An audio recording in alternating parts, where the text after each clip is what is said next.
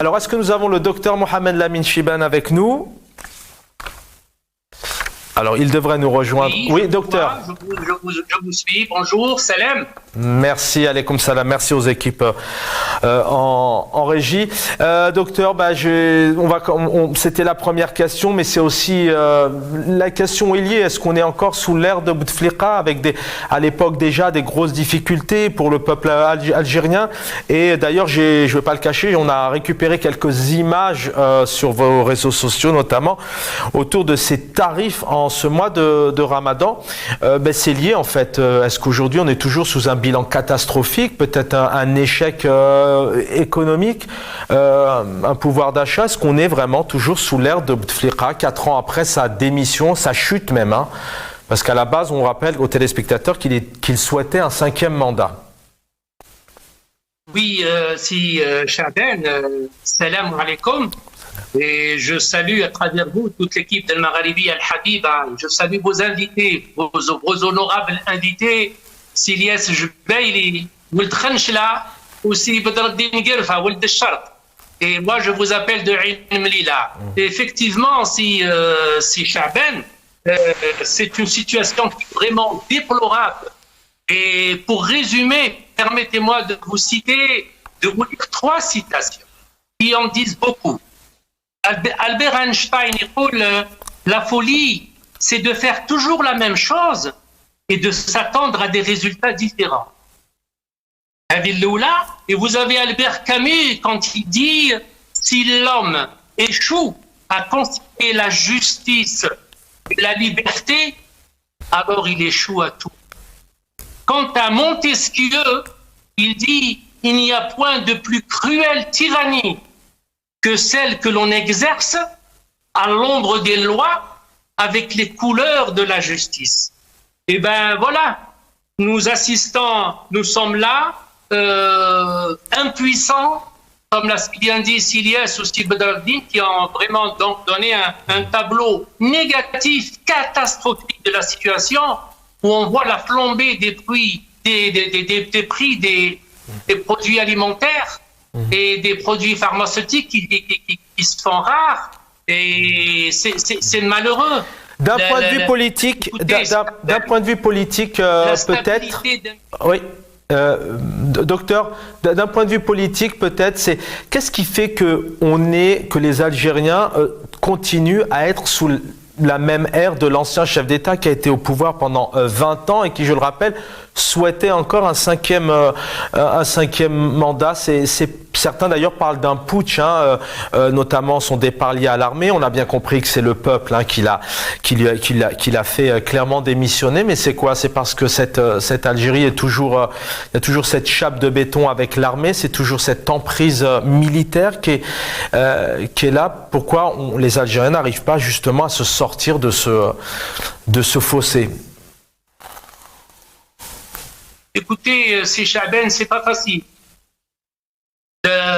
Bouteflika disait l'Algérie c'est moi, je suis l'incarnation du peuple.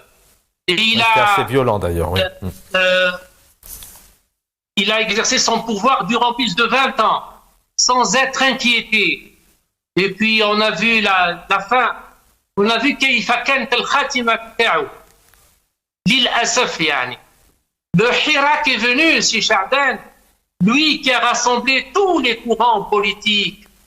Le Hirak, le Barouk, qui est venu pour espérer combattre cette injustice, ce pouvoir totalitaire, ultra-policier, la dilapidation du trésor public.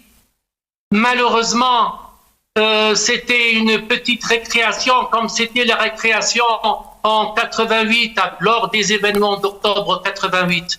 Malheureusement, nous sommes là, une presse muselée qui passe, certains journaux qui passent de la référence à la révérence, comme l'a dit un journaliste. Malheureusement, c'est une situation qui est vraiment très critique et sincèrement, s'il n'y a pas réellement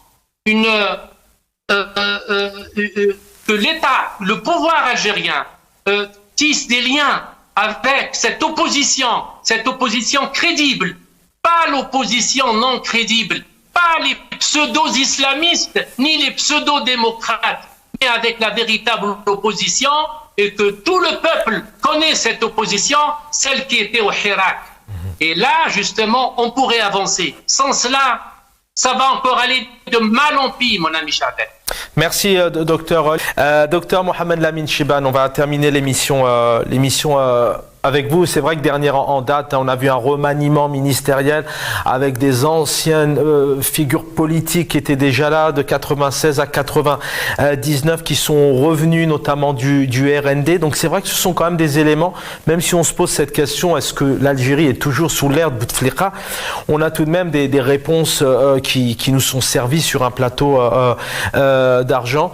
Mohamed Lamine Chibane, vous êtes médecin, vous êtes citoyen algérien, vous êtes engagé en politique. Quelle est cette lueur d'espoir demain dans ce pays où tout de même il est très compliqué, voire quasi impossible de militer, de faire de la politique, de s'exprimer, que ces partis d'opposition puissent s'unir aussi dans une salle?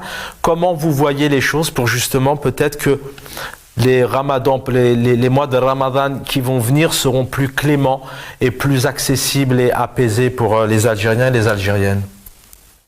Oui, moi je voudrais bien être comme si Badreddine Guelfa, que je salue encore une fois avec une note d'espoir, et puis me fait rappeler la citation de Hussein Ait Ahmed: un jour la parole reviendra au peuple.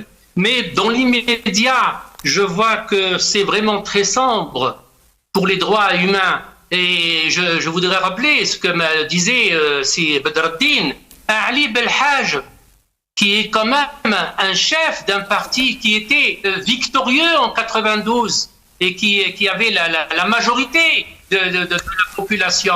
Et jusqu'à présent, depuis 8 ans, يعذبوا فيه ممنوع للصلاة الجمعة والآن ممنوع التراويح. Nous sommes en train d'appliquer le circulaire d'Aït Ahmed Yahya, lui qui est en prison pour vol et dilapidation du trésor public. Eh bien, on applique toujours sa circulaire, puisqu'on interdit à cette personnalité politique, il représente quand même une frange de la société algérienne, subhanallah. Et on l'interdit d'aller faire sa prière. Mais je voudrais ajouter une chose à ce que disait Silyas Jubaili. Effectivement, la visite qui est attendue, moi je ne vois pas beaucoup de choses qui vont venir.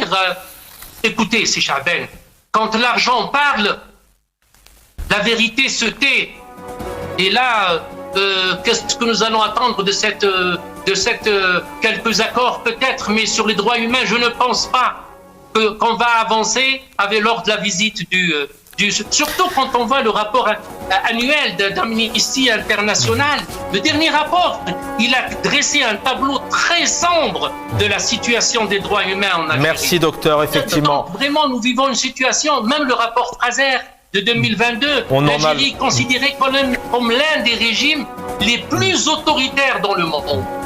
Merci docteur, effectivement on en a longuement parlé malheureusement sur nos plateaux car on aimerait aussi parler d'autre chose, mais vous le savez, malheureusement en Algérie tous les jours ce sont des procès et des arrestations. La dernière en date donc c'est Mohamed Tadjadid qui a été donc arrêté chez lui à Asfoun. Voilà, 4 ans après la chute, la démission d'Abdelaziz Bouteflika, le fossé entre pouvoir et le peuple s'intensifie. Merci à l'équipe en régie que je salue. Badreddine Guelfa, merci d'avoir été avec nous. Docteur Mohamed Lamine Chibane et Ilyas Jebaili, Sahaf Turk.